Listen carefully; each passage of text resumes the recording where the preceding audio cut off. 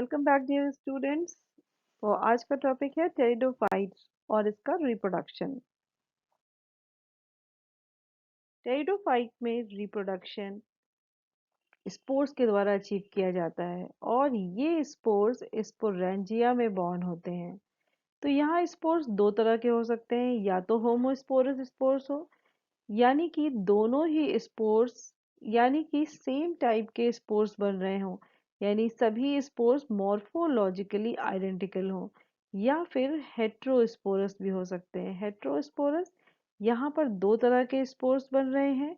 एक वो जो स्मॉल साइज के हैं जिन्हें हम माइक्रोस्पोर्स कह रहे हैं, और दूसरे वो जो मेगा स्पोर्स हैं या फिर लार्ज साइज के स्पोर्स जिन्हें हम मेगा मैक्रोस्पोर्स भी कहते हैं, जैसे कि सिलाजिनेला, मार्सिलिया और साल्विनिया में हमने देखा है।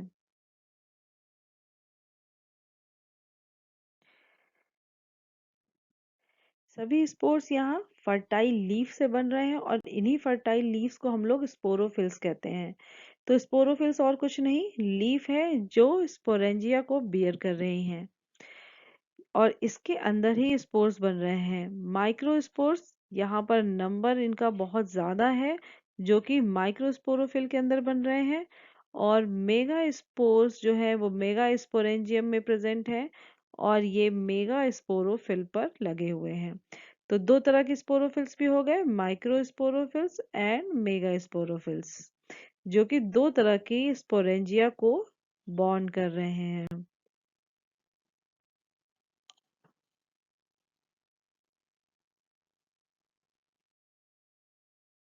टाइप्स ऑफ स्पोरेंजिया, हमें पता है कि स्पोरेंजिया अलग अलग टाइप्स की होती हैं। टेरिडोफाइट्स में तो स्पोरेंजिया बहुत ही तरीके की मिलती हैं। जैसे सिंपल, सबसे सिंपल जो फॉर्म है वो है स्पोरोफिल का, जिसमें जो फर्टाइल लीव्स है इसके बैक साइड पे हमें ढेर सारी स्पोरेंजिया लगी हुई दिखाई दे रही हैं, जबकि फर्टाइल स्पाइक में यही स्पोरोफिल कन्वर्ट हो जाती है, अंदर की ओर फोल्ड हो जाती है और इसके अंदर स्पोरेंजिया को बॉन्ड किया जाता है। टर्मिनल स्पोरेंजिया की हम बात करें तो ये डायरेक्टली नोड्स पे यहाँ पर स्पोरेंजिया ग्रो कर रही हैं, और कोन और स्टेबुलाई यहाँ पर जो स्पोरोफिल है ये बहुत ज़्यादा थिकेंड हो गई है, यानी कि बहुत पास पास हो गई है और एक कोन जैसा स्ट्रक्चर बना रही है। स्पोरोकॉर्प तो बिल्कुल ही अलग टाइप का स्ट्रक्चर है। यहाँ पर स्पोर्स जो हैं ये इस स्पोरोकॉर्प में बन रहे हैं, इसके अंदर स्पोरेंजिया प्रेजेंट है और यहाँ पर स्पोर्स बन रहे हैं। टाइप्स ऑफ स्पोरेंजिया को हम लोग ऑलरेडी डिस्कस कर चुके हैं टेरिडोफाइटा के जनरल कैरेक्टर वाले वीडियो लेक्चर में, तो आप इसको वहां से भी देख सकते हैं।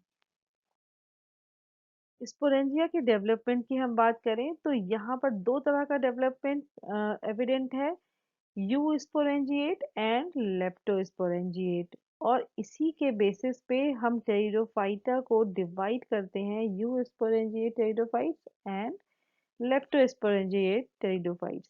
तो यू स्पोरेंजिएट, यू का मतलब होता है मैनी, तो यहाँ पर जो सुपरफिशियल सेल्स हैं वो कई सारी हैं नंबर में, यानी कि group of superficial cell participate कर रही हैं। ये डिवाइड होकर प्राइमरी सेल वॉल बना रही हैं और स्पोरोजीनस सेल्स बना रही हैं।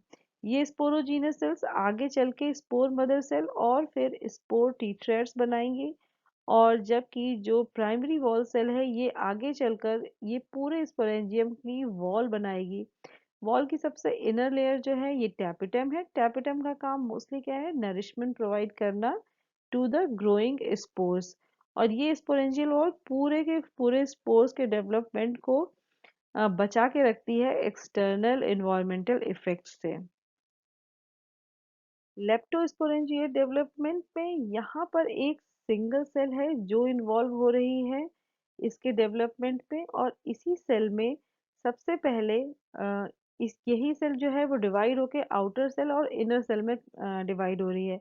यहाँ हम देखेंगे जो ये इनर सेल है ये एक्चुअली में पूरी तरह से इनएक्टिव है, यानी इसका कोई रोल नहीं है स्पोर्स के डेवलपमेंट में, लेकिन ये स्टॉक सेल बना रही है। तो यहाँ पर हम देख सकते हैं यंग स्टॉक सेल, और आउटर सेल डिवाइड हो रही है एपिकल सेल और उसके बाद इंटरनल सेल। फिर यहाँ पर ही आउटर सेल जो है इसमें वो कैप्सूल वॉल बना रही है, और अंदर वाली सेल यहाँ पर इंटरनल सेल जो है यही स्पोरोजीनस मास बनाएगी। यहाँ सबसे अंदर जो सेल है उसको हम लोग यहाँ इंटरनल सेल कह रहे हैं, जो कि स्पोरोजीनस मास है। उसके बाहर टैपिटल सेल जो कंटिन्यूअसली डिवाइड होगी और एक टैपिटम की लेयर बनाएगी। यहाँ टैपिटम की लेयर हम देख सकते हैं और उसके ऊपर सबसे बाहरी कैप्सूल वॉल है। तो ये सभी जो जितने भी स्ट्रक्चर बन रहे हैं ये कैसे ओरिजिनेट हुए हैं, सिंगल सेल से ओरिजिनेट हुए हैं। और ये जो इसकी कैप्सूल वॉल है ये स्पेशली थिकन्ड होती है और इसे हम एन्यूलस के नाम से जानते हैं जब ये मैच्योर हो जाता है। इसका भी बहुत ज़्यादा रोल है इनके लिबरेशन में। जब स्पोर्स मैच्योर हो जाते हैं, स्पोर टीट्रैक्ट के फॉर्म में आ जाते हैं, तब ये हाइग्रोस्कोपिक एन्युलस जो है ये पानी इसमें जब नहीं मिलता है और ये सूख जाता है तो ये बिल्कुल झटके से लिप सेल्स जो है वो सिकुड़ जाती हैं और ये एन्युलस फट जाता है, जिसकी वजह से स्पोर्स दूर तक लिबरेट होते हैं। तो ये लेप्टोस्पोरेंजिएट टाइप का डेवलपमेंट है जो हमें साल्विनिया, मार्सिलिया और टेरिस में देखने को मिलता है। स्पोरेंजिया सभी स्पोरेंजिया यहाँ पर हमें दिखाई दे रहे हैं कि क्लस्टर के रूप में है और यही जो क्लस्टर है इसी को हम लोग क्या कहते हैं, सोरस। अगर ढेर सारे क्लस्टर्स की हम बात कर रहे हैं तो प्लूरल में इसको हम सोराई कहते हैं। तो सोराई का भी डेवलपमेंट अलग अलग तरीके से है। इसको हम लोग तीन कैटेगरी में डिवाइड कर सकते हैं, simple sorus, graded sorus and mix sorus. Simple sorus जैसा इसका नाम इंडिकेट करता है, यहाँ पर जितने भी स्पोरेंजिया इस सोरस में प्रेजेंट हैं इस क्लस्टर में, वो सभी एक ही टाइम पे ग्रो कर रहे हैं और मैच्योर हो रहे हैं। जबकि ग्रेडेड सोरस में जब हम सोरस को देखें तो यहाँ पर जो सेंटर में प्रेजेंट है स्पोरेंजिया ये जल्दी मैच्योर हो रहे हैं और जबकि पेरिफेरी में जो स्पोरेंजिया प्रेजेंट है ये देर में मैच्योर हो रहे हैं। ये वाले स्पोरेंजिया पहले में हो जा रहे हैं मैच्योर और पेरिफेरी वाले यंग है। ये ग्रेडेट में अंतर है। जबकि मिक्स सोरस की अगर हम बात करें तो यहाँ पर तो सारे स्पोरेंजिया अलग अलग टाइम में ग्रो कर रहे हैं, मैच्योर कर रहे हैं। तो यानी एक मिक्स टाइप का फॉर्म यहाँ पर हमें दिख रहा है। कोई भी स्पोरेंजिया हम कह सकते हैं कि सेम ग्रोथ नहीं दिखा रहा है, यानी अलग अलग टाइम पे यहाँ पर ग्रो कर रहे हैं। लाइफ साइकिल टेरिडोफाइट्स की हम देखते हैं, इसमें अल्टरनेशन ऑफ जनरेशन प्रेजेंट होता है, यानी कि हेट्रोमॉर्फिक टाइप की यहाँ पर लाइफ साइकिल है। दो इंडिपेंडेंट जनरेशन देखने को मिल रही हैं जो कि मॉर्फोलॉजिकली भी डिस्टिंक्ट है, यानी हम इनको देख के पहचान सकते हैं बिल्कुल अलग अलग तरीके की हैं। एक को हम कहते हैं स्पोरोफाइट जबकि दूसरे को गैमिटोफाइट। जो स्पोरोफाइट है यही यहाँ पर डोमिनेंट फेज ऑफ लाइफ है, यानी प्लांट बॉडी मोस्टली जो हम देख रहे हैं वो स्पोरोफाइट है। इसी स्पोरोफाइट्स के ऊपर स्पोर्स बॉन्ड करते हैं जो जर्मिनेट होने के बाद गैमीटोफाइट को जन्म देते हैं। अब इस गैमीटोफाइट का भी डेवलपमेंट दो तरीके से हो सकता है, एक्सोस्पोरिक और एंडोस्पोरिक। एक्सोस्पोरिक यहाँ पर मोस्टली होमोस्पोरस जो टेरिडोफाइट्स हैं वहाँ ये देखने को मिल रहा है। तो यहाँ स्पोर वॉल के बाहर सारा का सारा जर्मिनेशन हो रहा है, यानी इस पर इन्वायरमेंट का भी इफेक्ट देखने को मिल सकता है। जबकि एंडोस्पोरिक में ये हेट्रोस्पोरस स्पीसीज में देखने को मिल रहा है और यहाँ पर ये गैमेटोफाइट का डेवलपमेंट स्पोर वॉल के अंदर हो रहा है, विद इन स्पोर वॉल, जिससे इन्हें इन्वायरमेंट कंडीशन से ये इंडिपेंडेंट है। तो इनका डेवलपमेंट और ज़्यादा स्मूथ है क्योंकि ये बाहर के इन्वायरमेंट से फ्री है। ये जो गैमेटोफाइट यहाँ बन रहे हैं आफ्टर स्पोर्स के जर्मिनेशन के बाद गैमेटोफाइट्स बन रहे हैं, ये गैमेटोफाइट ऑटोट्रॉपिक होते हैं यानी ग्रीन इन कलर हैं, तो फिर ये अपनी इंडिपेंडेंट लाइफ जी सकते हैं। यहाँ पर वेरियसली शेप गैमेटोफाइट प्रेजेंट हैं, जैसे कि हार्ट शेप के प्रोथैलस देखने को मिल रहे हैं, ट्यूबरस है, सबटेरेनियन प्रोथैलस है, एल शेप है, अलग अलग शेप के प्रोथैलस हमें दिख रहे हैं। लेकिन मोस्टली हम यहाँ पर हार्ट शेप का प्रोथैलस देख रहे हैं। तो ज़्यादातर में हार्ट शेप का प्रोथैलस प्रेजेंट है। प्रोथैलस कहने का मकसद ही है कि यहाँ पर लीफ, स्टेम और रूट का डिवीजन नहीं है, यानी एक थैलोइड फॉर्म में प्रेजेंट है इसका गैमेटोफाइट। मैच्योर गैमेटोफाइट में मेल और फीमेल गैमीट्स बन रहे हैं। मेल फीमेल गैमीट्स कहाँ बनेंगे? अपने अपने गैमेटेंजिया के अंदर बनेंगे, और मेल गैमेटेंजिया को हम सब जानते हैं एंथ्रीडियम कहा जाता है, जबकि फीमेल गैमेटेंजिया को आर्चिगोनियम कहा जाता है। तो होमोस्पोरस स्पीसीज मोस्टली क्या होगी? मोनोशियस है, यानी कि इसमें मेल और फीमेल गैमेटेंजिया जो है वो एक ही थैलस पे बन रही है, जैसे कि हम यहाँ देख सकते हैं एंथ्रीडिया भी प्रेजेंट है और आर्चिगोनिया भी इसी थैलस पे प्रेजेंट है। तो इसको हम कह सकते हैं कि ये मोनोशियस स्पीसीज है। तो होमोस्पोरस में मोस्टली क्या है? मोनोशियस है, लेकिन कुछ होमोस्पोरस स्पीसीज जैसे टेरिडियम है या फिर टेरिस है, ये डायोशियस भी हो सकती हैं, यानी दो तरह के प्रोथैलस होंगे, यानी एक मेल प्रोथैलस और दूसरा फीमेल प्रोथैलस। यानी इसको हम लोग मेल गैमेटोफाइट और फीमेल गैमेटोफाइट में डिवाइड कर सकते हैं। एंथ्रीडियम की हम बात करें अगर, तो या तो ये ससाइल होगा या इसमें छोटी सी स्टॉक प्रेजेंट हो सकती है। स्टेराइल लेयर की जैकेट से ये प्रोटेक्टेड रहता है, यानी कि जो इसकी बाहर की लेयर है, ये वाली लेयर, ये इसकी जैकेट लेयर है जो इसको प्रोटेक्ट करती है। और इसके अंदर ही एंथीरोजॉइट्स बन रहे हैं। ये एंथीरोजॉइट्स इसके अंदर बन रहे हैं। ये यूनिसेलुलर है, यूनिन्यूक्लिएट है और बाईफ्लैजिलेट भी हैं। इसका मतलब है कि ये स्विम कर सकते हैं। स्पाइरली और कॉइल्ड स्ट्रक्चर के फॉर्म में हमें ये दिखाई देते हैं। कहीं कहीं पर मल्टीफ्लैजिलेट एंथीरोजॉइट्स भी प्रेजेंट हैं, जैसा कि इक्विसीटम में देखने को मिलता है। एंथीरोजॉइट्स जब लिबरेट होते हैं, ये एंथ्रीडियम के बस्ट होने से लिबरेट होते हैं, या फिर कई बार यहाँ पर टर्मिनल ऑपरकुलम प्रेजेंट होता है, जिसकी वजह से भी ये लिबरेट होते हैं, और ये लिबरेट होकर फ्री होते हैं टू फ्यूज आर्चिगोनियम।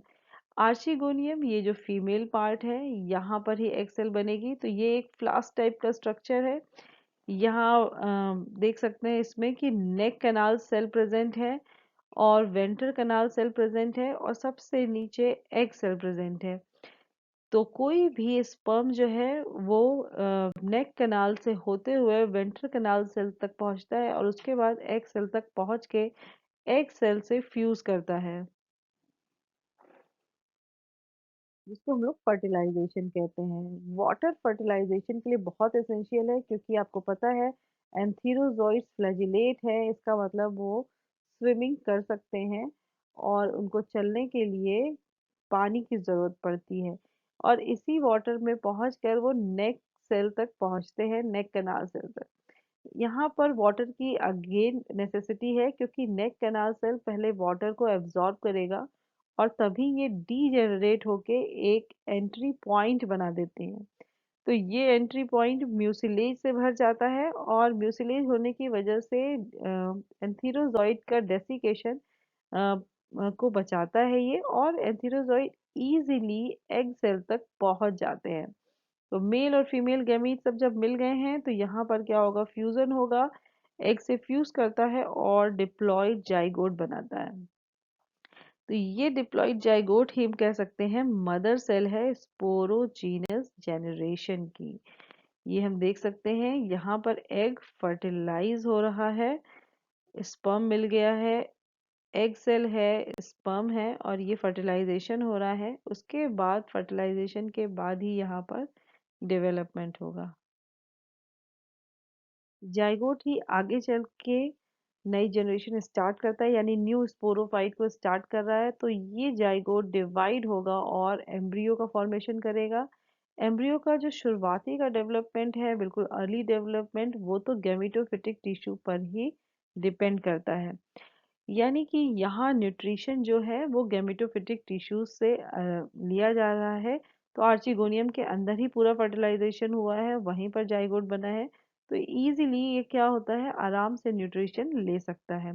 और जैसे ही एम्ब्रियो इमर्ज आउट होगा, और यानी कि गैमेटोफाइट से अब ये अलग हो गया है, तो ये अपनी इंडिपेंडेंट लाइफ शुरू कर सकता है एज अ स्पोरोफाइट।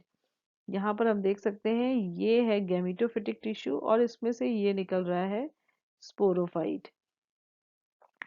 यहाँ पर भी दो तरीके से हो सकता है, एक्सोस्कोपिक और एंडोस्कोपिक।